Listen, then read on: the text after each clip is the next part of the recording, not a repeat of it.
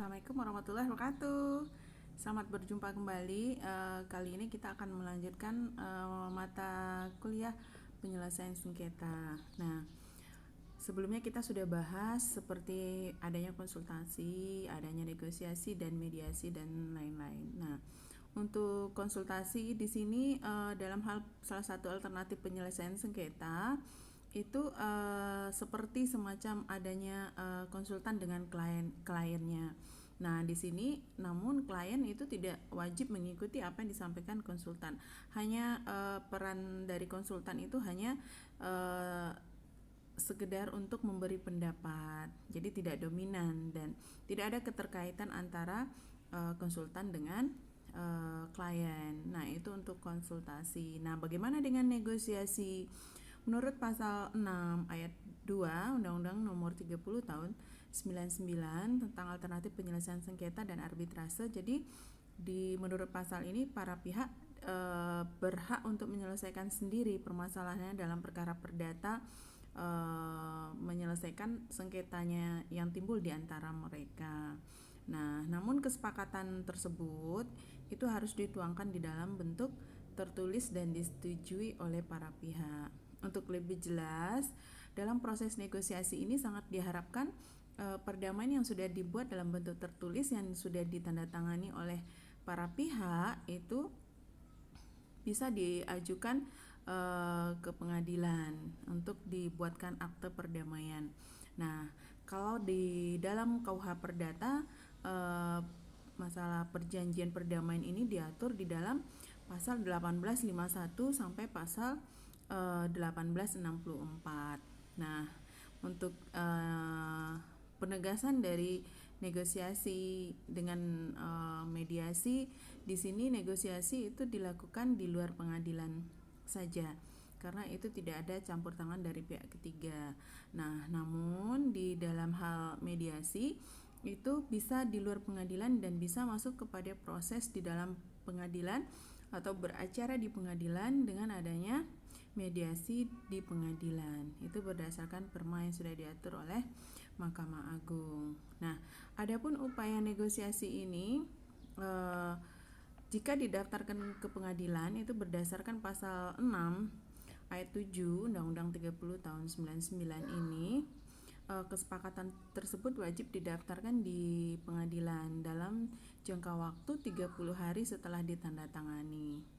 Nah, untuk penyelesaiannya itu setelah didaftarkan ke pengadilan itu 30 hari setelah didaftarkan tersebut perdamaian ini atau permasalahan ini sudah dapat diselesaikan. Jadi tidak ada sengketa lagi antara para pihak. Dan kesepakatan tertulis negosiasi ini dapat juga dibatalkan dalam hal ketika adanya kekhilafan mengenai orang atau mengenai pokok sengketa. Terus ada juga unsur penipuan, paksaan, dan jika telah diadakan surat-surat yang di kemudian ternyata palsu. Nah, itu maka bisa kesepakatan itu dibatalkan. Bagaimana dengan prinsip pranegosiasi? Jadi untuk pranegosiasi itu perlu diketahui yang pertama yaitu pokok persoalan apa yang cenderung ditimbulkan dalam konteks kerja umum yang memerlukan negosiasi. Jadi persoalan apa yang cenderung menyebabkan terjadinya sengketa. Nah, yang kedua, prinsip pranegosiasi ini siapa yang terlibat dalam negosiasi ini. Nah, yang ketiga, apakah perlu negosiasi ini yang dilakukan? Itu yang ketiga ya. Selanjutnya, bagaimana kualitas hubungan di antara para pihak yang akan melakukan negosiasi ini. Nah, itu prinsip dari pranegosiasi. Jadi ada 4 ya prinsipnya, baik itu pokok, siapa yang terlibat, apakah perlu dilakukan negosiasi, dan bagaimana hubungan antara para pihak yang akan melakukan negosiasi ini. Nah, bagaimana dengan faktor-faktor dalam hal negosiasi itu? Ada faktor yang indikasi dari hal seperti adanya proses kekuatan tawar-menawar. Jadi tawar-menawar dalam hal perundingan para pihak ini sangat mempengaruhi dan merupakan faktor penunjang negosiasi dapat tercapai suatu kesepakatan. yang berujung atau bermuara kepada perdamaian.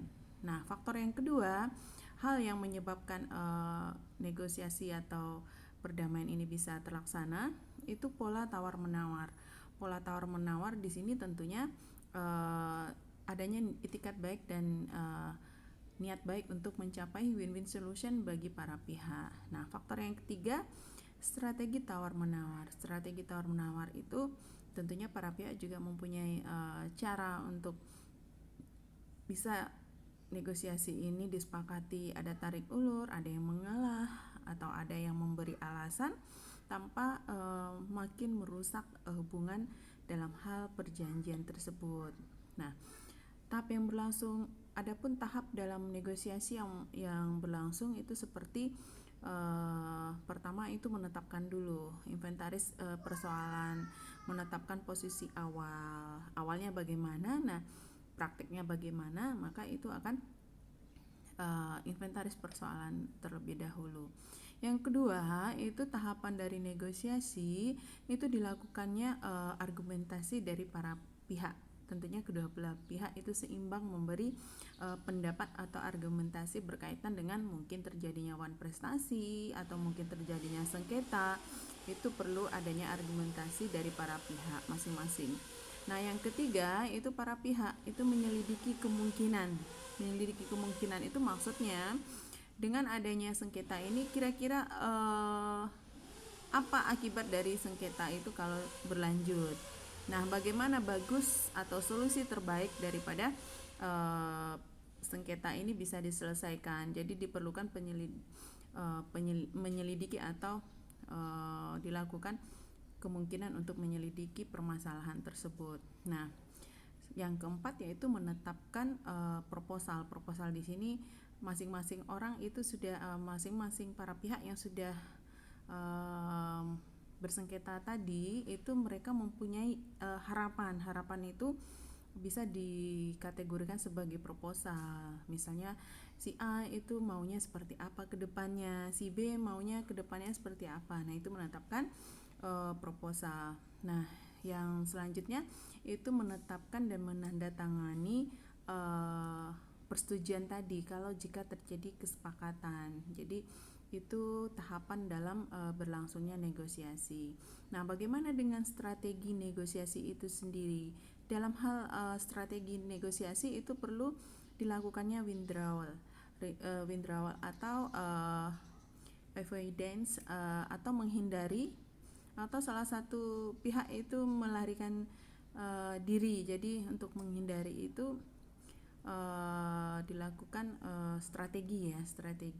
Nah, selanjutnya strategi dalam menghadapi negosiasi itu adalah smoothing atau accommodation atau mencoba menjelaskan konflik dan membuat semua pihak itu senang. Jadi jika terjadi negosiasi yang pertama itu salah satu pihak menghindar dulu. Jangan ketika terjadinya memanasnya situasi itu malah menyerang, itu sangat harus dihindari. Yang kedua tentunya smoothing atau accommodation, mencoba untuk membuat pihak lain itu senang, jangan memperuncing keadaan, jangan memperkeruh keadaan. Selanjutnya adalah kompromis. Jadi setiap orang itu mempunyai hak dan mendapatkan hak yang sama untuk menghindari konflik, supaya konflik ini tidak berkembang dan terjadi lagi. Selanjutnya itu adalah force atau competition atau win-lose. Yang terakhir adalah problem solving